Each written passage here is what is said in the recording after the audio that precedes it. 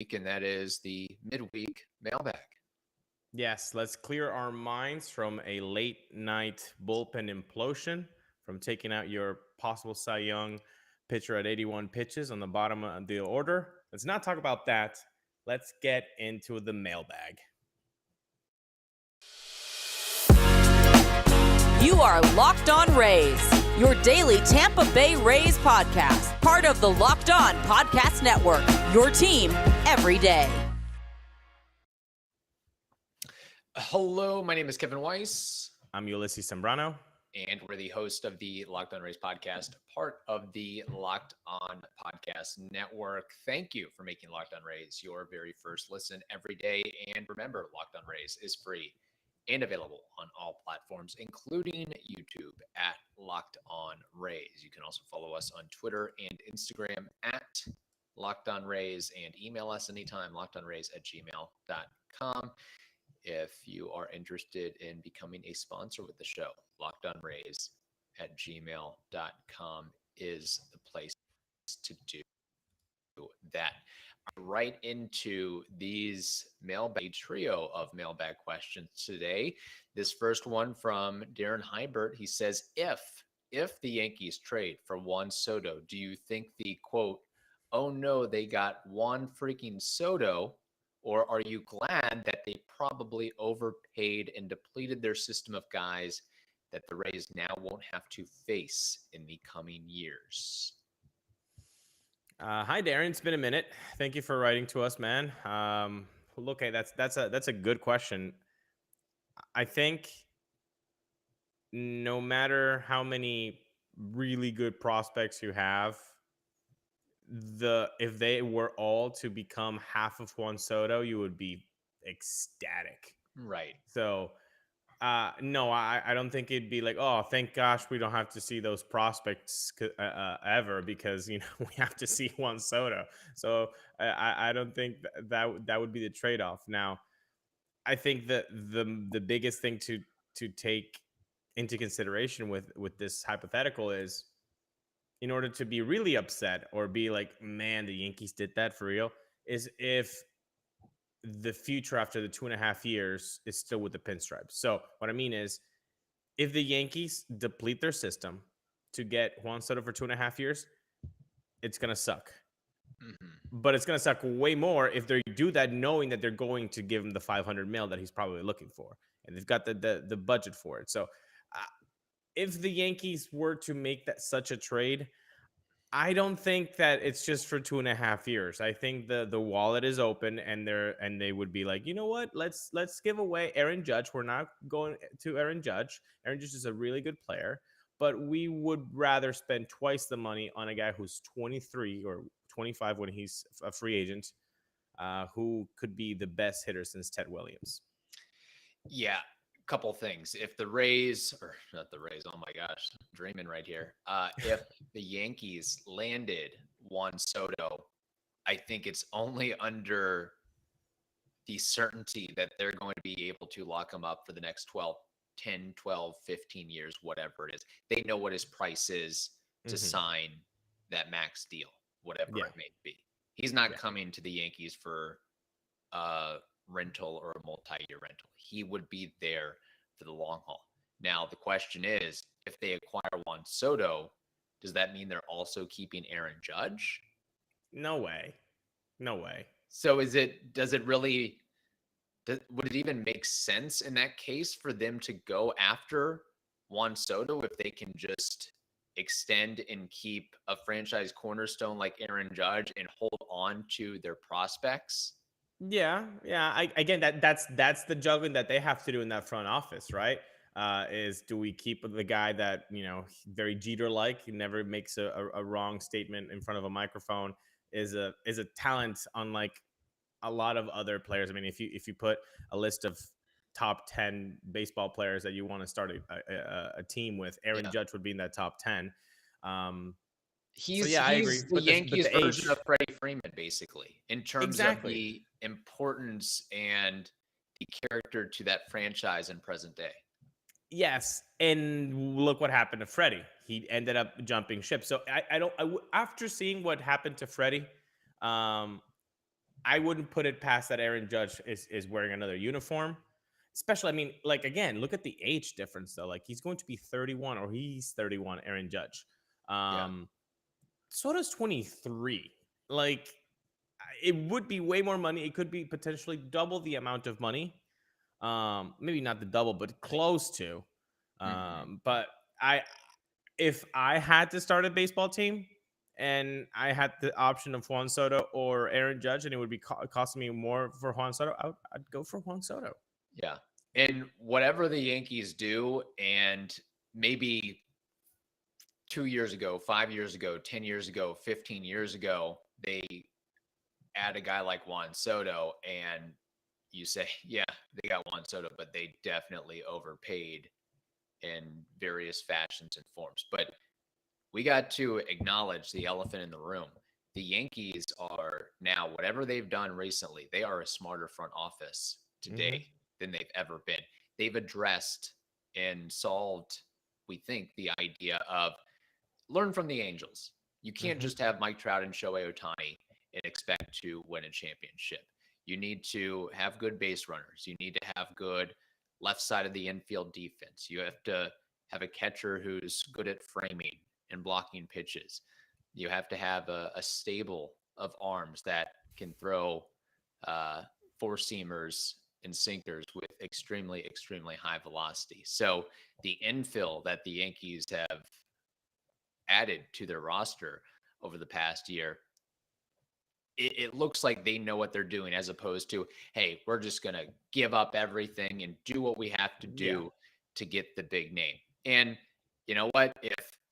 When have we ever, like, the Yankees farm system exists to acquire guys like Juan Soto. It's not like, I don't think Yankees fans or people out there are saying, oh man, can't just wait till we get Anthony Volpe. Just wait till we get Oswaldo Peraza up here on the, maybe there's a little Jason Dominguez. I think that guy's overhyped and overrated, but nobody talks about that. Like Yankees fans don't prospect hug like Rays fans and other organizations prospect hug. It's because, hey, we have this farm system to go out and get expensive all-star caliber players.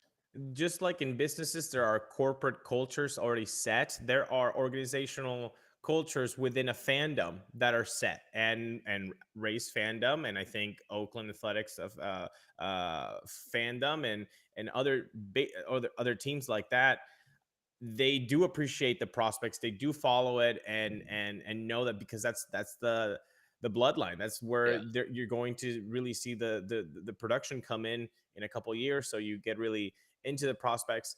Yankees don't have that. The Yankees want the big name. Lately, everybody has been shifting towards more prospect hugging. Every franchise has, including their fandom. But if you put that on a spectrum, yes, you would be correct. The normal Yankee fan is not going to prospect hug as hard as the Rays fan does. But just to kind of put a bow on this, I'd like to say, just like I did with Clayton Kershaw when he came to pitch at the Trop, and we went to see that game, and when Shohei Ohtani was here, and I took my dad. If Juan Soto ends up being with the Yankees, that would suck. But it wouldn't suck for us as baseball fans. It would suck as Rays fans. But as baseball fans, now we would get treated to around 14 games every year. Remember, the scheduling changed for next year. So it wouldn't be 19, but around 14 games, we would be privy to watch a generational talent like Juan Soto. And I think that would be a good thing for us baseball fans who happen to be Rays fans. I'd much rather watch Anthony Volpe in a Yankees uniform than Juan Soto. So that's the Rays fan in you talking, not the baseball fan. Exactly. Yeah. No, that is a very astute point. Now, do you think by August 2nd, Juan Soto will be in a Yankees uniform? I think he'll be in New York. I just think he'll be in another borough. I think he's going to the Mets. That, man, the Mets would literally have to. I think Cohen might have to give up part ownership of the Mets to the Nationals for that And to he happen would. because And he would, dude. He's crazy. yeah, Uncle Steve is going to do whatever. that's He true. said, in 5 years, I will bring a championship. Like, that's the kind of move that you do to make that happen. Interdivisional rivalry, and I don't know, can the Nationals front office, ownership, and fan base stomach yet another national star playing within the division, a la Bryce Harper, a la Max Scherzer? Ooh, I talk about blockbuster. Oh my gosh, that would. Do you think he's going for the Yankees, or he'll land somewhere else, like San Diego or something? I'll say this. I think I would take the field over him landing with the Yankees. Obviously Juan Soto would be that's come on. That's yeah, that. Okay, so fine. He'll wind up with the Padres or the Dodgers. I'll just say this. How about a National League team? National League team on the West Coast. I'll give you that. Padres and Tatis and Soto in the same lineup. Yeah. This is MLB The Show again. I like it. Right. Yeah. So, and man, just imagine Juan Soto with the short porch of the Yankees. Machado. But, the Yankees back to back to back. Do the Yankees really need Soto right now? Like, let's be frank. I mean, they've got the dynamic settled. If Aaron Judge is not coming back, you have going. If Aaron Judge is not coming back, they need an outfield spot, and it's not going to go to Joey Gallo. They don't want to do Aaron Hicks. They might might as well go with Juan. But going, not to run too long on this topic, but if the Yankees landed Juan Soto, how would that make Aaron Judge feel? Where he basically knows that, okay, I'm expendable after the offseason. Then you have you may have a malcontent in the clubhouse. That is something that has to be weighed. You could, but then again, I think that if that happens, Aaron Judge is going to be like, I'm going to do me. And if me means doing everything I've been doing to get my contract, fine. I don't care. And besides, you said that the Yankees were getting smarter. Smarter means being logical and not being emotional in this case. Yeah. In the front office, if they're not being emotional, then they're doing their job. But smarter also, I would argue that you also have to be emotional now, that you can't just look at pieces of the puzzle and look at these players like pawns. You have to understand the importance of clubhouse culture and the importance of what types of people you have in the room and how that can derail or propel a season. So there's a lot to consider with that. It's a fun conversation for sure, and an absolute great question from Darren Hybert there. So we've got a couple more mailbag questions to get into, but first, you have to make your moment sparkle with jewelry from BlueNile.com. And going on right now is the Blue Nile anniversary sale. You can save up to 40% on classic fine jewelry pieces and 25% on engagement ring settings. Plus, every order is insured, ships free, and arrives in discreet packaging that will not give away what is inside. So shop stress free and find your forever piece. Go to BlueNile.com today. All right, this next question from Jake Stokes, one of our big-time listeners and contributors. He says, how do we, the Rays, get Ian Happ and Willson Contreras from the Chicago Cubs? Short answer, Jake, by giving up people that you like. By giving up really good ball players. Like, that's my short answer. You have, for those that don't know, Contreras and Ian Happ, both all-stars, both productive players, both entering their peaks. Contreras is going to be a free agent after this season. Ian Happ will be a free agent after next year. So you would be getting a year and a half for Happ and half a year for Contreras.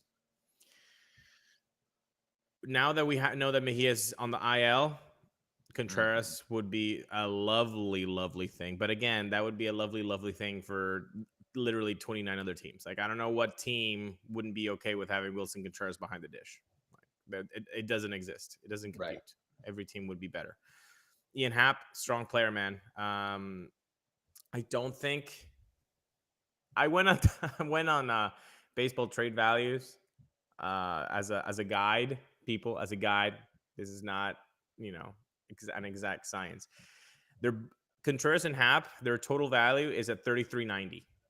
Okay, 33.9. So combined 33.9. But there has to be a tax due to trade deadline, due to knowing that other teams are on the hunt, so you have to it's like you got to go over asking price. It's not at the price. So I went a little bit above 33.90. I don't think I went too much above. I went to 37.20, but I still wouldn't do the trade. I don't think I would. Okay. It includes Austin Shenton, third baseman in the minors, Cameron Meisner, outfielder, Okay. and Yandi Diaz. You wouldn't do that trade for Ian Happ and both Willson Contreras. This isn't those three guys for one of these guys. It's a 3-for-2. Yes. And you know why I wouldn't do this trade? Because this team, I do not see them being successful without Yandi Diaz's bat. I don't. And I love what Ian Happ can do. I love what Willson Contreras can do. But the skill set, the very unique skill set that Yandi Diaz has on base, not chasing, not whiffing. I understand people get frustrated when they look at those big biceps and they see no power. I understand. But his skill set is so very much needed in 2022, especially this Rays team. Especially this Rays team that doesn't have anybody else that can do what he does. And look at that lineup. When you have Yu Chang, Brett Phillips. Yeah. Taylor Walls. You have to get hits from somewhere in the lineup. And Yandi Diaz is not somebody that I'm ready to let go. But I don't know if you have a trade idea of your own. I don't have a specific trade idea, just a theory on this question from Jake Stokes. But I got to be honest, I don't think Austin Shenton or Cam Meisner are ever going to sniff a Rays uniform. Maybe somewhere else they'll play, but I see them down on the totem pole as far as 40-man or getting a spot. So I almost see it just today as a Yandi Diaz for Ian Happ and Willson Contreras swap. And I look at Yandi Diaz brings a ton to the table, but man, you put in a 366 on base percentage for Ian Happ, who could almost make the case if he's sort of a poor man's Ben Zobrist in a way. And Willson Contreras is 373 on base percentage, not to mention the OPS and the power numbers of all those guys combined. I would do that deal. I honestly don't think it would enough. I don't think it would be enough to land both of those guys. But I think that despite and even with the Francisco Mejia injury, which means for the foreseeable future, Rene Pinto's your everyday catcher. That's a tough sell for me as of right now. I think the Rays, I don't think Willson Contreras is going to be part of the Rays equation for multiple reasons. But if they do want that high level, everyday, all-star caliber catcher, I think it has to be Sean Murphy, because he has so much more team control. As opposed to Willson Contreras, who's going to be a free agent this upcoming season. And we know Sean Murphy, the value that he provides defensively and offensively. Moreover, you acquire Sean Murphy, that may solve your Mike Zunino problem. You get a guy like Sean Murphy. You get Sean Murphy. There's really no reason that you need to bring back Mike Zunino. I would think. No, that's a good point. With Sean Murphy, you would kind of be what is it? Killing two birds with one stone. Yeah. You fix the situation short term and long term, and you don't have to knock on Zunino's door. But my point more with the trade idea was to kind of put it in perspective to Rays fans. So I don't think if the Cubs get that call and then the Rays do that, they would laugh heartedly. They would put it in speakerphone first, the Cubs front office. They would laugh. They would laugh so hard, and then they would hang up without an answer. And that's my point, Jake. If you want Ian Happ, and you want Willson Contreras, get ready to like get rid of some guys. Yeah. Get rid of some guys that you actually know from the prospect list. Like, what are you willing to give up? Because you're gonna have to give up a lot for those two guys. You have to look at it this way. The most casual of Rays fans, those types of names that most casual of Rays fans know, you're going to have to include those types of players in this deal. Cam Meisner ain't going to cut it. Austin Shinton ain't going to cut it. Yandi Diaz may be a factor, but it's going to take not enough. That absolutely not enough. So that's the point with that baseball trade values math. I said that was 37.90, which is above Ian Happ and Contreras. But when you talk about it, you say, heck no. The Cubs would just laugh at that. So you have to go over asking price. When you go over asking price, that means change that Cameron Meisner to maybe a Josh Lowe.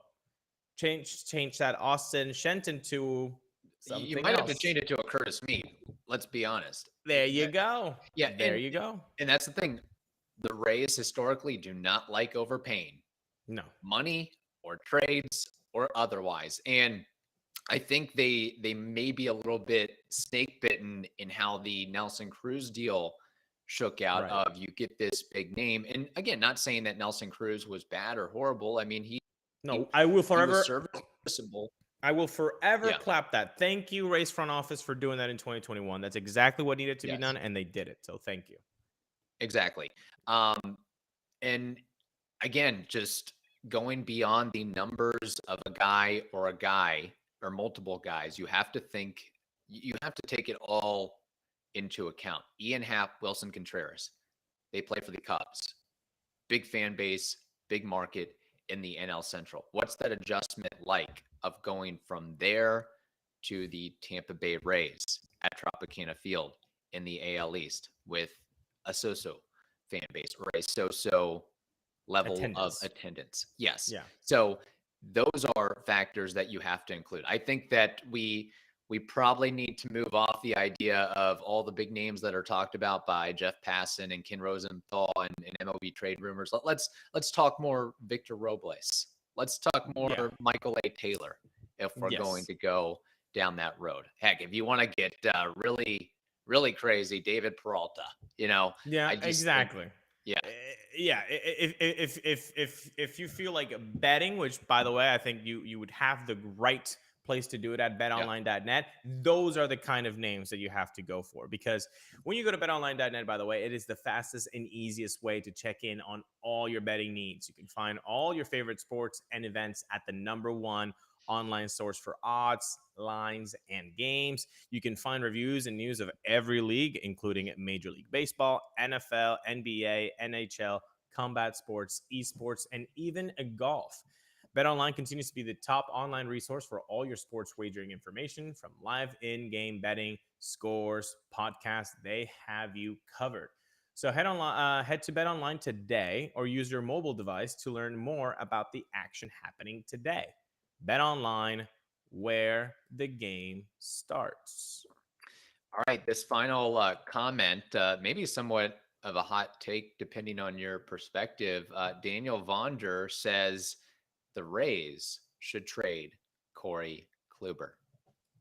Is that it? Is that all he says? That is the statement. The Rays should trade Corey Kluber. Not even a period. And his name is Daniel? Yes. All right, Daniel. Thank you for writing to us.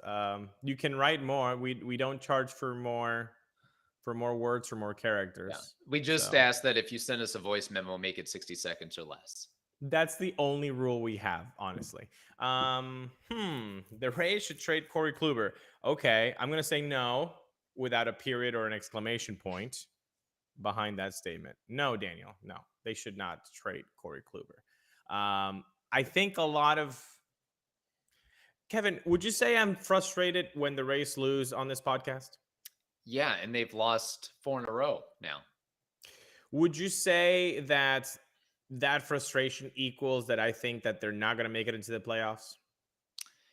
I think that you're confident that the Rays will weasel their way into the playoffs. Why is everything a binary situation in 2022? We can all be frustrated with the poor play that the Rays have done this year. My goodness, it's been poor on the base paths, defensively, on the hitting side, on the injury side. How could we not be frustrated?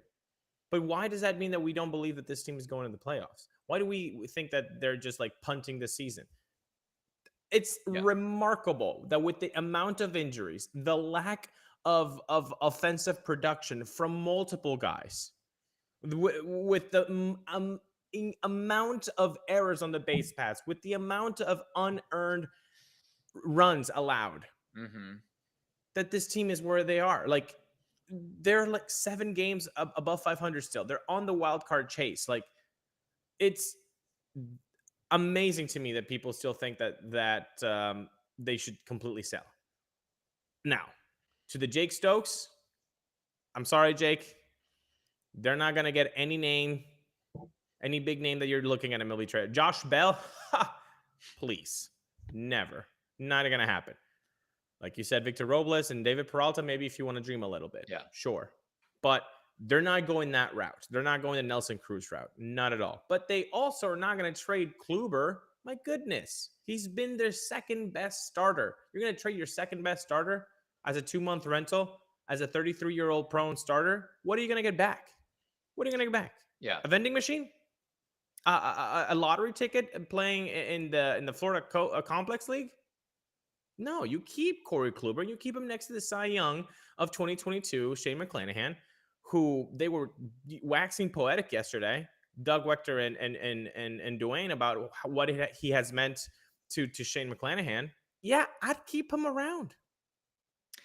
Now, Daniel didn't provide much context with this statement, but playing devil's advocate and maybe trying to see where he's coming from, understand that Corey Kluber has had a couple so-so outings, most recently to the All-Star break, 4 earned runs apiece in his last 2 starts, and not really striking anybody out. But that's not really, again, everybody, even Shane McClanahan will have not necessarily a clunker, but will not give you 7 innings with 0 earned runs. But where I wonder where Daniel's going with this is the age and innings of Kluber accumulated thus far. Let's remember, he's already at 99 innings this season.